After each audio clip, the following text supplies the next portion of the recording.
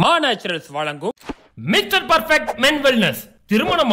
திருமணம் ஆகக்கூடிய அனைத்து ஆண்களின் இல்லற பிரச்சனைக்கும் ஒரே தீர்வு. வணக்கம்.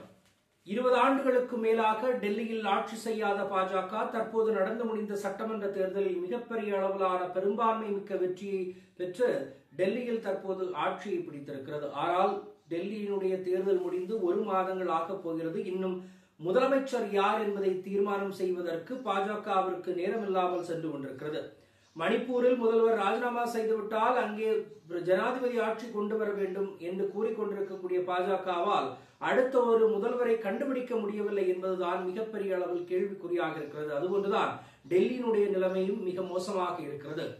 ஒட்டுமொத்த மக்களும் எங்களுக்கு துடைப்பம் தேவையில்லை, பாஜக வந்தால் போதும் என்று பாஜகவை தேர்ந்தெடுத்திருக்கிறார்கள். ஒட்டுமொத்தமாக ஆட்சியில் இருந்த கெஜ்ரிவாலினுடைய ஒட்டுமொத்த சாம்ராஜ்யத்தை அழித்து 40க்கும் அதிகமான இடங்கள் பெற்று பெரும்பான்மையுடன் பாஜக ஆட்சி அமைக்கிறது.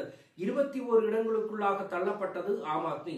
அதோடு மட்டுமல்ல, முதலமைச்சர் வேட்பாளரான கெஜ்ரிவால் தோற்று போனதும் அங்கே மிகப்பெரிய அளவில் ஆம் ஆத்மி கட்சியினுடைய பின்னடைவு அல்லது அதனுடைய வீழ்ச்சியாக தான் இது அனைத்தும் பார்க்கப்படுகிறது என்று சொல்ல தோன்றுகிறது.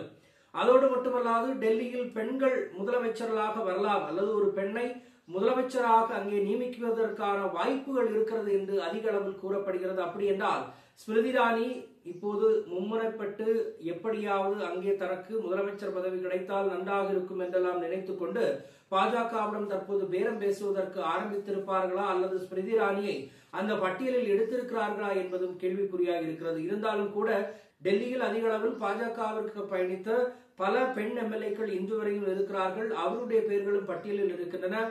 பாஜகவினுடைய ஆண்களுடைய பட்டியலில் முதலமைச்சர்களுடைய பெயரில் பல முக்கிய பெயர்கள் இருக்கின்றன. முன்னாள் பாஜக தலைவருடைய மகன்களுடைய பெயர்கள் அதில் இருக்கின்றன. யாரை முதலமைச்சராக போடுவார்கள் என்ற கேள்விக்கு மோடி பிரான்சில் இருக்கிறார், மோடி அமெரிக்காவில் இருக்கிறார், மோடி திரும்பி வந்தவுடன் நியமிப்பார்கள் என்றெல்லாம் கதை கட்டி கொண்டிருக்கிறார்களே ஒழிய ஒரு சரியான ஒரு முதலமைச்சரை தேர்ந்தெடுப்பதற்கு பாஜகவினுடைய தலைமை மிகப்பெரிய அளவில் சிக்கி திணறிக் கொண்டிருக்கிறது என்றுதான் சொல்ல வேண்டும்.